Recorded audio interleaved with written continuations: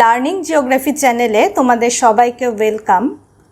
SLST জিওগ্রাফির যে MCQ series চলছিল, আজ তার পর্ব 24। লাস্ট ভিডিওতে আমরা elements and factors of climate সম্পর্কে জেনেছি। আজকের ভিডিওর আলোচনার বিষয় ইনসোলেশন। তো এই ইনসোলেশন থেকে যে বিষয়গুলো আমাদের জানতে হবে, সূর্যরশ্মির তাপীয় ফল, অর্থাৎ ইনসোলেশনকেই বাংলায় বলা হয় সূর্যরশ্মির তাপীয় ফল, সেটা কাকে বলে জানতে হবে। তাপীয় ফলের নিয়ন্ত্রক জানতে হবে। এছাড়াও অ্যালবেডো, কার্যকরী সৌরবিকিরণ, তাপীয় বাজেট এবং বায়ুমণ্ডলের যে বিভিন্ন তাপ সঞ্চালন পদ্ধতি আছে সেগুলো সম্পর্কে জানতে হবে। এবার চলো বেশ কিছু এমসিকিউ আমরা দেখে নেব। প্রথম প্রশ্ন, বায়ুমণ্ডল সৌর বিকিরণ শোষণ করে মোট বিকিরণের অপশান এ 21 একক, বি 17 একক, সি 34 একক, ডি 14 একক। তো এই কোশ্চেনটা দেখতেই পাচ্ছ যে লাস্ট যে এসএলএসটি পরীক্ষা হয়েছিল 2016 সালে, তার 9-10 পরীক্ষায় এই প্রশ্নটা এসেছিল। তো এবার দেখে নেব সঠিক উত্তর। অপশান ডি 14 একক। কমিশন থেকে যে আনসার কি দেওয়া হয়েছিল তাতে এখানে সঠিক উত্তর অপশান ডিকেই রাখা হয়েছিল। 14 একক বেশ কিছু বইতে দেওয়া থাকলেও অনেক বইতে আমরা পাই যে বায়ুমণ্ডল 19% সূর্যরশ্মি গ্রহণ করে, তার মধ্যে 17% বায়ুমণ্ডল সরাসরি গ্রহণ করে এবং বাকি 2% বায়ুমণ্ডলে ধূলিকণা মেঘ শোষণ করে, টোটাল হয় 19%। যেহেতু বিভিন্ন বইতে 19% দেওয়া রয়েছে, তাই আমি এই ডেটাটাও তোমাদেরকে দিয়ে রাখলাম। তো পরীক্ষায় যদি এই ধরনের প্রশ্ন আসে, যেরকম অপশান থাকবে বুঝে তোমরা উত্তর করো। চলে যাব পরবর্তী প্রশ্নে। পরিষ্কার রাত্রির আকাশ মেঘাচ্ছন্ন রাত্রির আকাশের তুলনায় শীতল হয় কোন কারণের জন্য? তো 2016 যে এসএলএসটি পরীক্ষা, তার 11-12 প্রশ্নে এটি এসেছিল। তো এবার চলো অপশানগুলো দেখে নেব। অপশান এ ঘনীভবন, বি বিকিরণ, সি সূর্যরশ্মির তাপীয় ফল, ডি সঞ্চালন বা পরিবহন। সঠিক উত্তর হলো অপশান বি বিকিরণ। তো এখানে দেখো, যেহেতু আকাশ পরিষ্কার থাকলে তাপ বিকিরণে কোনো বাধা পায় না, ফলে তাপমাত্রা কম থাকে। কিন্তু আকাশ যদি মেঘাচ্ছন্ন থাকে তাহলে কি হয়, এই যে রশ্মিটা বিকিরিত হচ্ছে সেটা মেঘের দ্বারা বাধা পায়। বাধা পেয়ে সেই রশ্মিটা আবার ভূপৃষ্ঠে ফিরে আসে, ফলে ভূপৃষ্ঠ আবার গরম হতে থাকে। সে কারণে উষ্ণতা বেড়ে যায়। এই জন্যই বলা হয় যে আকাশ যদি পরিষ্কার থাকে তাহলে উষ্ণতা কম হয়, কিন্তু মেঘাচ্ছন্ন আকাশ থাকলে উষ্ণতা তুলনামূলকভাবে বেশি হয়। তো চলে যাব পরের প্রশ্নে। নিচের কোনটি অ্যালবেডোর অধক্রম অনুযায়ী সঠিকভাবে সজ্জিত? এই কোশ্চেনটা এসছে 2023 সালের যে মাদ্রাসা সার্ভিস কমিশন পরীক্ষা হয়েছিল তার 11-12 প্রশ্নে। তো এবার অপশানগুলো দেখে নেব। অপশান এ মরুভূমির বালি, মেঘ, মহাসাগর, তৃণভূমি। অপশান বিতে আছে মরুভূমির বালি, মেঘ, তৃণভূমি, মহাসাগর। সি মেঘ, মরুভূমির বালি, মহাসাগর, তৃণভূমি। অপশান ডি মেঘ, মরুভূমির বালি, তৃণভূমি, মহাসাগর। সঠিক উত্তর হলো অপশান বি। তো এখানে দেখো, আমি বিভিন্ন যে ভূপৃষ্ঠ থেকে অ্যালবেডো পরিমাণ কতটা তার একটা চার্ট দিয়ে দিয়েছি। তো এই চার্টটা তোমাদেরকে মনে রাখতে হবে। এই ধরনের যে অধক্রম বা ঊর্ধ্বক্রম অনুযায়ী সাজাতে হলে তোমাদের কিন্তু প্রত্যেকটা ডেটা যদি জানা থাকে তবেই তুমি সঠিক উত্তর করতে পারবে। Next question number 4। নিচের কোন তাপ স্থানান্তর পদ্ধতিতে অণুর মধ্যে সরাসরি যোগাযোগ প্রয়োজন? এটাও 2023 সালের মাদ্রাসা সার্ভিস কমিশনের 11-12 পরীক্ষা এসেছিল। তো অপশানগুলো হলো এ পরিচলন, বি বিকিরণ, সি ঊর্ধ্বপাতন, ডি সঞ্চালন। সঠিক উত্তর হলো অপশান ডি সঞ্চালন, যাকে বলা হয় পরিবহন। Next question. সূর্যের বাইরের অংশের উষ্ণতা কত? Option A 4000 degree centigrade, B 5000 degree centigrade, C 6000 degree centigrade, D 7000 degree centigrade. সঠিক উত্তর হলো option C ৬০০০ degree centigrade. Question number 6, সৌর বিকিরণের গতিবেগ কত? অপশান এ 2,17,000 কিমি per second, option B 2,97,000 kilometre per second, option C 3,97,000 kilometre per second, option D 3,60,000 kilometre per second. সঠিক উত্তর হলো option B 2,97,000 kilometre per second. তো এই গতিবেগ যদি মাইলে বলা হয় তাহলে হবে 1,86,000 mile per second. Question number 7, photosphere কি?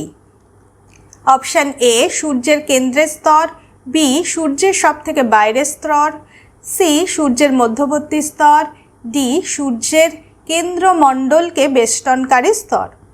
সঠিক উত্তর হলো অপশান ডি সূর্যের কেন্দ্রমণ্ডলকে বেষ্টনকারী স্তর।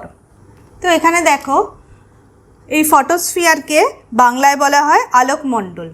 তো সূর্যের একেবারে কেন্দ্রের স্তর হচ্ছে কেন্দ্রমণ্ডল বা যাকে ইংরাজিতে কোর বলা হয়, তার পরবর্তী স্তর হচ্ছে ফটোস্ফিয়ার বা আলোকমণ্ডল, আর ফটোস্ফিয়ারের পরে রয়েছে ক্রোমোস্ফিয়ার, আর একদম বাইরের স্তরের নাম হচ্ছে করোনা, যাকে বাংলায় বলা হয় ছটা মণ্ডল। চলে যাব পরের প্রশ্নে। পৃথিবী থেকে নির্গত বিকিরণকে বলে? অপশান এ ক্ষুদ্র তরঙ্গ বিকিরণ, বি দীর্ঘ তরঙ্গ বিকিরণ, C sound wave, D microwave. সঠিক উত্তর হলো অপশান বি দীর্ঘ তরঙ্গ বিকিরণ। কোশ্চেন নাম্বার 9, সৌর ধ্রুবকের মান প্রতি বর্গ সেমি আয়তনে কত? Option A 1.94 calorie per minute, B 1.80 calorie per minute, C 2.30 calorie per minute, D 1.96 calorie per minute. সঠিক উত্তর হলো option A 1.94 calorie per minute. বলা হচ্ছে ভূপৃষ্ঠের নির্দিষ্ট স্থানে নির্দিষ্ট সময়ে যে পরিমাণ সৌরশক্তি লম্বভাবে এসে পৌঁছায় তাকেই বলে সৌর ধ্রুবক বা সোলার কনস্ট্যান্ট। নেক্সট কোশ্চেন, পায়োর হেলিওমিটার কি? অপশান এ সৌর বিকিরণের মান নির্ণয় যন্ত্র, বি ইনসোলেশনের পরিমাপ যন্ত্র, সি সৌর ধ্রুবকের মান নির্ণয় যন্ত্র, ডি অ্যালবেডোর পরিমাপ যন্ত্র। সঠিক উত্তর হলো অপশান সি সৌর ধ্রুবকের মান নির্ণয় যন্ত্র। তো এখানে দেখো বলা হচ্ছে এই পায়ের হেলিওমিটার যে যন্ত্রটা সেটা হচ্ছে আধুনিক পরিমাপের যন্ত্র, আর সৌর ধ্রুবক নির্ণয়ের যে আরেকটি যন্ত্র আছে তার নাম হচ্ছে অ্যাক্টিনোমিটার। তবে বর্তমানে পায়ের হেলিওমিটার যন্ত্রের সাহায্যে সৌর ধ্রুবক নির্ণয় করা হয়। কোশ্চেন নাম্বার 11, নিম্নলিখিত কত শতাংশ সৌরশক্তি বিকিরিত ও বিচ্ছুরিত হয়ে মহাকাশে ফিরে যায়? Option A 58%, B 12%, C 34%, D 20%। সঠিক উত্তর হলো অপশান সি 34%, যাকে বলা হয় অ্যালবেডো। কোশ্চেন নাম্বার 12, পৃথিবীতে আগত সৌররশ্মির কত শতাংশ দৃশ্যমান আলোক শক্তি রূপে আসে? Option A 45%, B 46%, C 47%, D 48%। সঠিক উত্তর হলো অপশান এ 45%। তো পৃথিবীতে যে সৌররশ্মি আসে তার মধ্যে ক্ষুদ্র তরঙ্গ রূপে আসে 7%, আর মাঝারি তরঙ্গ রূপে বা যাকে বলা হয় দৃশ্যমান আলোক শক্তি তার পরিমাণ হচ্ছে 45%, আর দীর্ঘ তরঙ্গ বা অবলোহিত রশ্মি রূপে আসে 46%। Next question, question number 13, insolation কোন বিষয়ের ওপর নির্ভর করে? অপশান এ সূর্যরশ্মির পতন কোণ, বি দিনের দৈর্ঘ্য, সি পৃথিবী ও সূর্যের দূরত্ব, ডি ওপরের সবগুলি। সঠিক উত্তর হলো অপশান ডি ওপরের সবগুলি। এগুলো ছাড়া আরও বিভিন্ন কারণ রয়েছে, তার মধ্যে যেমন একটা রয়েছে সৌর কলঙ্ক, সৌর ধ্রুবক, এছাড়াও আবহাওয়ার স্বচ্ছতার ওপরেও ইনসোলেশনের পরিমাণ নির্ভর করে। নেক্সট কোশ্চেন নাম্বার 14, ইনসোলেশন বেশি হয় অপশান এ মেঘাচ্ছন্ন দিনে, বি শীতকালে, সি স্পষ্ট আকাশে, ডি বর্ষাকালে। সঠিক উত্তর হলো অপশান সি স্পষ্ট আকাশে। পরবর্তী প্রশ্ন, ইনসোলেশনের দৈনিক সর্বাধিক মান হয় এ সকাল 8টায়, বি দুপুর 12টায়, সি বিকেল 4টে, ডি সন্ধে 6টা। সঠিক উত্তর হলো অপশান বি দুপুর 12টায় ইনসোলেশনের পরিমাণ সবচেয়ে বেশি হয়। কোশ্চেন নাম্বার 16, ইনসোলেশনের মান সর্বনিম্ন হয় এ নিরক্ষরেখায়, বি মেরু অঞ্চলে, সি মরুভূমিতে, ডি 45 ডিগ্রি অক্ষাংশে। সঠিক উত্তর হলো অপশান বি মেরু অঞ্চলে, আর ইনসোলেশনের মান সবচেয়ে বেশি হয় নিরক্ষরেখায়। কোশ্চেন নাম্বার 17, নিম্নলিখিত কোন পদ্ধতিতে সূর্যাস্তের পরও ভূপৃষ্ঠের কাছাকাছি বায়ু উত্তপ্ত হতে থাকে? অপশান এ পার্থিব বিকিরণ, বি অ্যাডভেকশন, সি পরিবহন, ডি পরিচলন। সঠিক উত্তর হলো অপশান এ পার্থিব বিকিরণ। কোশ্চেন নাম্বার 18, ইনসোলেশনের মাধ্যমে বায়ুমণ্ডলে কোন প্রক্রিয়ায় উত্তাপ সঞ্চারিত হয়? অপশান এ বিকিরণ, বি সঞ্চালন, সি পরিবহন, ডি অ্যাডভেকশন। সঠিক উত্তর হলো অপশান এ বিকিরণ। কোশ্চেন নাম্বার 19, অনুভূমিকভাবে তাপ সঞ্চালনকে কি বলে? এ পরিচলন, বি পরিবহন, সি অ্যাডভেকশন, ডি বিকিরণ। সঠিক উত্তর হলো option C advection. Question number 20, পার্থিব বিকিরণের পরিমাণ কত? Option A 47%, B 51%, C 66%, D 100%। সঠিক উত্তর হলো অপশান বি 51%। তো এই 51%কে এখানে আমি ভেঙে দেখিয়ে দিচ্ছি।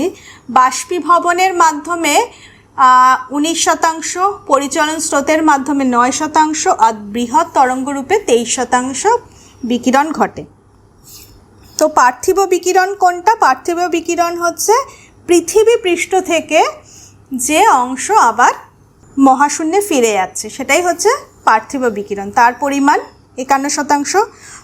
তার মধ্যে পৃথিবী পৃষ্ঠ থেকে বাষ্পীভবনের ফলে 19% এবং বায়ুর পরিচলন স্রোতের ফলে 9%, আর বাকি 23% তাপ পৃথিবী থেকে বৃহৎ তরঙ্গরূপে মহাশূন্যে ফিরে যাচ্ছে।